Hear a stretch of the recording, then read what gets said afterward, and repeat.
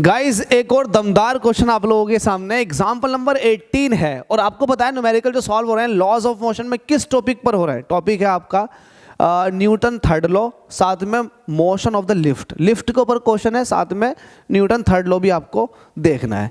तो चलिए इस क्वेश्चन में देख लेते हैं आपसे क्या कह रहा है। हमसे कह रहा है a lift of mass 2000 kilogram is supported by a thick steel रोप।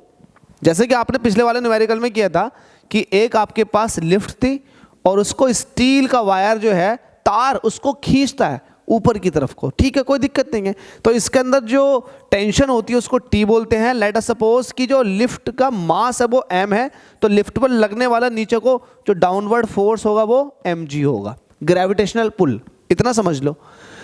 हमसे कह रहा है a lift of mass 2000 kilogram is supported by a thick steel rope if maximum upward acceleration of the lift be 1.2 metre पर second square.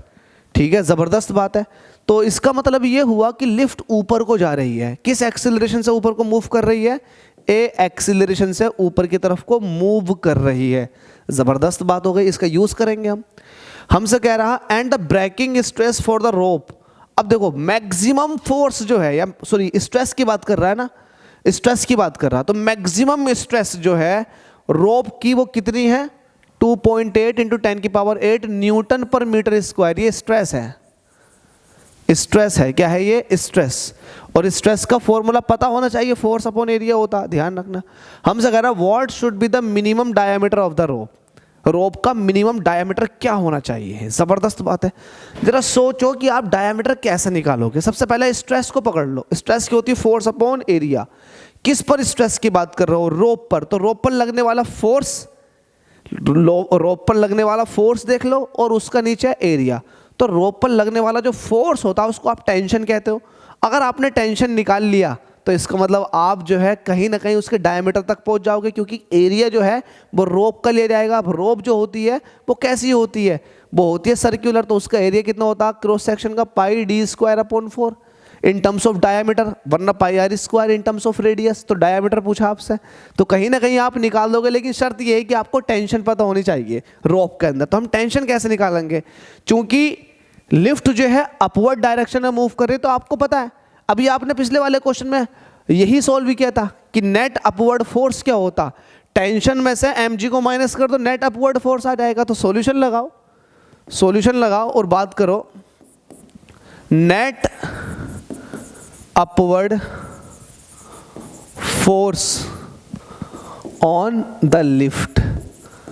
Lift में net upward force क्या हो जाएगा?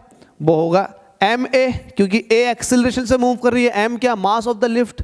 ये किसके बराबर होगा? टेंशन में से mg को माइनस कर दो, नेट अपवर्ड फोर्स निकल कर आ जाएगा। तो ये होगा टेंशन माइनस mg। आपको चाहिए टेंशन, तो mg को इधर को ले आओ, m कॉमन ले लो, a plus g is equal to आ जाएगा टेंशन। हालांकि टेंशन का ये फॉर्मूला बताया जाता है, इसको एज ए फॉर्मूला इस्तेमाल करते हैं कि ये फॉर्मूला है, इसको याद कर लो, t is equal to M A plus g. हालांकि समझ लो तुम लोग कहाँ से आया ये। ठीक है भाई, अब आगे बात कर लेते हैं। टेंशन आपको निकालनी है, बिल्कुल निकालनी है। मास कितना दे रखा आपको? 2000। किसका? लिफ्ट का। लिफ्ट का मास 2000 है, तो 2000 लिख दो किलोग्राम में। एक कितने एक्सीलरेशन से ऊपर को जा रही है? 1.2। मैंने कह रखा, क्वेश्चन कह रखा, प्लस जी कितना है? 9.8। जी तो 9.8 ही होता है भाई। ठीक है, सॉल्व करो इसको। 2000 ऐसे रहेगा, 1.2 9.8 में ऐड करो, 0.2 ऐड कर दो, 9.8 में 10 हो जाएगा, 10 में 1 ऐड करेंगे तो 11। तो आपके पास ये आ चुका है 11 दूनी 22। 22 का आ गया 3 0। तो आपके पास टेंशन जो आई है वो कितनी आई है? 22,000 न्यूटन। तो जो आपने स्टील की रोप यूज की है एलिवेटर को उठाने के लिए, तो उसके अंदर जो टेंशन आई है 22,000 न्यूटन की आई है। बड़ी जबरदस्त बात कह दी आपने। अब यहां देखिएगा आपको क्या कहना है। Since we know that stress जो होता है, स्ट्रेस इन द रोप, ये किसके बराबर होती है? स्ट्रेस इज इक्वल टू होता है force upon area. Force upon area. अब आपको स्ट्रेस निकालनी है। स्ट्रेस तो आपको स्ट्रेस आपको दी हुई है, फोर्स आपको पता है, तो क्या आप एरिया नहीं निकाल सकते? बिल्कुल निकाल सकते हैं। स्ट्रेस इन द रोप आपको गिवन है, कितनी है?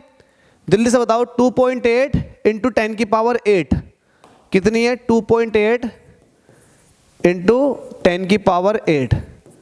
फोर्स आपने निकाल रखा रोप के अंदर, रोप के अंदर जो फोर्स आया है, इट मीन टेंशन आई है, वो 22,000 न्यूटन की आई है। कितने की? 22,000 न्यूटन। एरिया किसका? रोप का। रोप कैसी होती है? सर्कुलर। इसका इन टर्म्स ऑफ डायमीटर जो एरिया होता है वो πd²/4 होता है।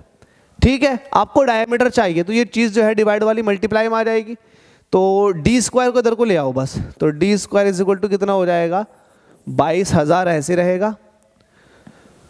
पाई की वैल्यू रख दो 22/7, 4 जो है वो ऊपर चला जाएगा और 2.8 जो है वो नीचे को आ जाएगा, इंटू 10 की पावर 8, ये सब नीचे को आ जाएगा।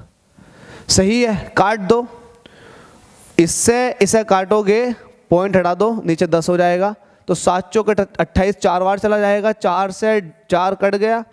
ठीक है, ये 22 से 22 कट जाएगा 1000 बार, और यहाँ पर आपको दिखाई दे रहा है 10। अब देखो ये 10 की पावर कितना हो जाएगा, ये आपने कितनी बार का 10 जो है एक 10 से पावर कट जाएगी तो 10 की पावर 7 हो जाएगा। अभी 10 की पावर 7 ऊपर को जाएगी तो d², 10 की पावर 3 पहले से ही थी तो 10 की पावर -7 हो जाएगी, तो ऊपर जाने के बाद 10 की पावर -4 बची, तो यहाँ d² इसको कह सकते हो 10 की पावर -2 का स्क्वायर, पावर से पावर कट के d आ जाएगा 10 की पावर -2 मीटर। तो d की वैल्यू आ चुकी है 10 की पावर -2 मीटर। ठीक है, इसको देख लें, इसको आप ऐसे भी कह सकते हैं d = 0.01 मीटर। अगर सेंटीमीटर में दिखाना है तो d = 1 सेंटीमीटर। तो आपसे यही पूछा था कि डायामीटर, रॉप का डायामीटर बताओ, तो डायामीटर कितना हो जाएगा? 1 सेंटीमीटर का। तो कोई दिक्कत है? कोई दिक्कत नहीं है। दिमाग लगाने वालों के लिए तो बड़ा शानदार क्वेश्चन है, और ना लगाने वालों के लिए तो वही को वीडियो को नहीं देखेंगे वो, जिनको नहीं लगाना। Thank you so much. इसी तरीके से सपोर्ट कीजिएगा, वीडियो को शेयर कर दें और दूसरों की भी मदद करें।